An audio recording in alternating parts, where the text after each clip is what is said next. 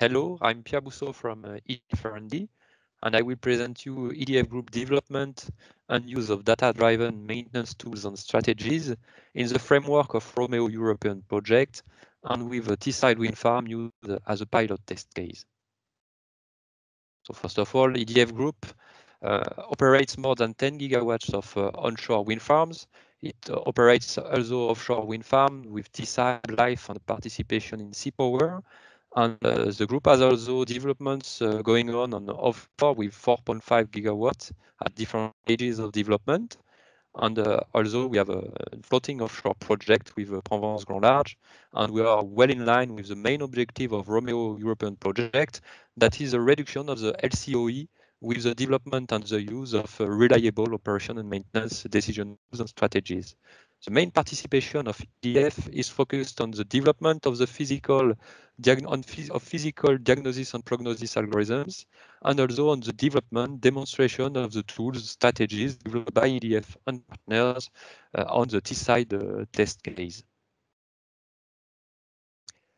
A quick overview of the main activities, just to stress out that the setting up of an overall process taking benefit of diagnosis and prognosis implied a large number of skills and a large number of interactions between different entities. And it goes through the preparation of the data and the retrieval of the data from the site to the cloud on IBM platform in this case. There is also development of the different diagnosis and prognosis models with the physical models for EDF and with the machine learning models for IBM. And then with the outputs of these models, we have to use them in an efficient way. So there is the operation and maintenance information and management platform from UPTIME. And today we have that the phase 3 of the project where all this is developed. And so we are in the phase where we demonstrate, validate, and evaluate and do an economic assessment of the use of the diagnosis and prognosis algorithms, the associated strategy. So the Teesside wind farm is used as a pilot test. It has been installed in 2013. It's a wind farm with 62 megawatts and 27 turbines.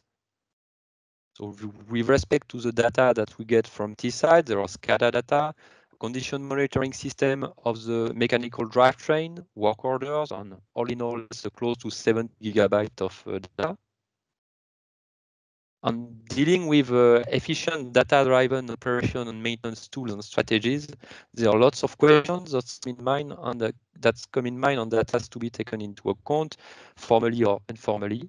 So the first one is what is the best cost-effective strategy, and it is related to the equipment to do the maintenance. It is also related to the stock management, to the procurement and of the equipment, of the services, to the staff management. It is also related type of maintenance, predetermined, condition-based, corrective, and the balance between them.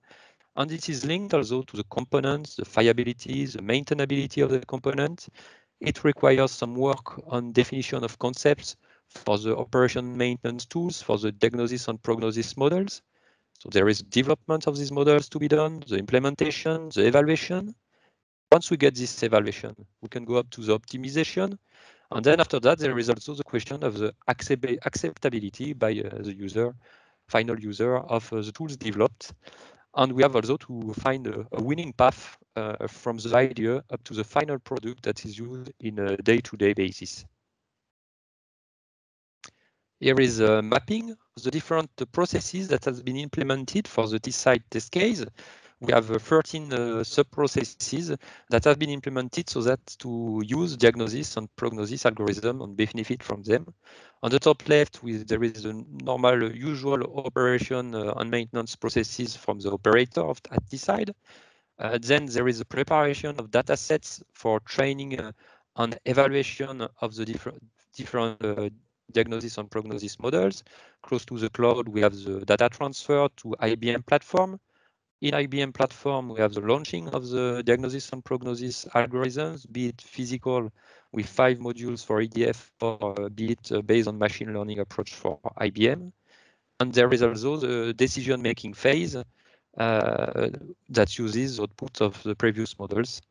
And then we have added performance evaluation process. First, a technical performance evaluation process, and linked to a simplified operation and maintenance cost modeling, we have done an economic evaluation. So the outputs of the diagnosis and prognosis models are inputs of sent to UPTIME platform, that is OEM management platform, and that's in addition enables to evaluate different KPIs related to operation and maintenance.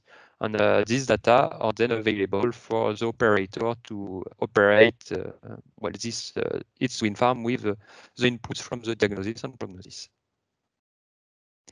If instead of focusing more on the processes, we look more at the different concepts associated to them, we can see basically that there is three main steps. There is concepts associated to operation and maintenance knowledge management with asset description, failure modes description, operation and maintenance actions description. Then looking more at the short to mid-term management, there is a diagnosis and prognosis models, be it based on physical approach for EDF or machine learning approach for IBM. And in addition, we have added another phase that is associated to decision making, decision support for the various components of failure modes addressed. In the mid to long term time, we have other aspects with the evaluation methodology that has been set in place. There is technical evaluation and an economic evaluation. So it is based first on a classification of the different outputs from diagnosis and prognosis with the help of truth matrices, so true positive, false positive, and so on. It uses a human behavior model to define operation and maintenance actions related to the output of the diagnosis and prognosis. And then we can, with the cost modeling, have the economic evaluation. So we have implemented this, and it has enabled us to do optimization on the diagnosis and prognosis. All that is possible thanks to a large number of data. It's a column on the right with SCADA, CMRs, alarms, traces, and so on. So this is what has been done in the scope of ROMEO. What has not been done, however, is what we see in the bottom. It's additional statistical studies that might enable to go deeper and more accurately on the strategic optimization with the possibility to get confidence intervals on the economic evaluation. If I focus on OEM knowledge management, it appears requirements to do an efficient use of diagnosis and prognosis. And these requirements are the referencing system for the description of the asset, the FMECA and PF intervals for the description of the failure modes and the mechanisms of failures associated. There is also the need to describe the decision trees, how to relate the outputs of the algorithms to maintenance action, and we have also to be able to describe these maintenance actions. In addition, the last point is the need to build an historic of operation maintenance related events, so that's to be able to do the evaluation. In the case of Teesside, we have identified 309 events, and 44 of these events are related to the physical algorithms that we have developed. If I focus on the diagnosis and prognosis algorithms, first of all, the development of the algorithms is based mainly first on the FMECA activity to spot the main failure modes to be addressed and the main components to be addressed. And then as much as possible, it requires further setting up on the validation prior work. On the left part, for instance, we see the case of our algorithm associated to the generator, where we have validated it based on offshore wind farm data from EDF fleet.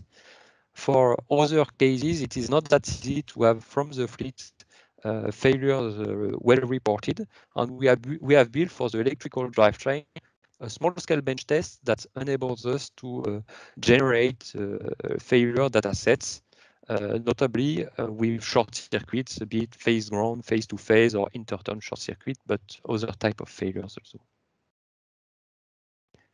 If I focus on the evaluation and the optimization, the way we have done it, it is based on the observed reliability with the events observed at Teesside Wind Farm. So in general use, we have the algorithms for diagnosis and prognosis that provide an estimation of the incipient fault and of the time to failure associated to it. All these outputs are the inputs of a decision-making phase that takes into account several successive outputs from the physical algorithms and refines the incipient fault estimation and time to failure estimation. And then, taking into account the decision trees and the human behavior model, it enables to define maintenance actions related to the use of diagnosis and prognosis. And so for the evaluation, there is first a technical evaluation. The general idea behind it is that we have a incipient fault estimate, and we look if within the time window, the green one in this case, we see or not failure-related events that has happened. So in this case, there is a diamond that's indicated, and it's so classified as a true positive. We have also technical evaluation associated more to the prognostic part with the time to failure. And in this case, we check if the failure observed is within or not time frame associated to the time to failure estimated. In this case, it is a true positive, the diamond being within the red window, and this window are associated to the knowledge of the PF intervals. For the decision-making outputs, it's exactly the same technical evaluation that is performed. And with this technical evaluation, we are able to say if the actions that are listed are relevant or irrelevant. Linking then this to the operation and maintenance cost model with predetermined and condition-based maintenance taken into account, we can do the balance, and we do the balance of costs with the economic evaluation.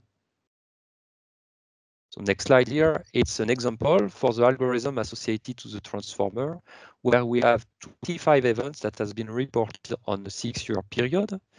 And so we have made first an intrinsic technical performances, meaning the evaluation of the technical performances directly from the diagnosis and prognosis model. And we have also done then the technical performances evaluation after the decision-making phase. And we see also that we have identified a number of maintenance actions related to the use of diagnosis and prognosis, with 6 being relevant and 11 being not relevant. Then, using the cost model, we have been able to do the balance of cost. And in this case, we have a benefit estimated to close to 150 kilo euros.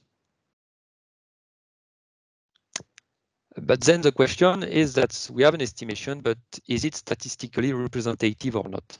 Here we have done the evaluation with the observed reliability. And so what we see is that there is an interest to do also some work on simulated reliability.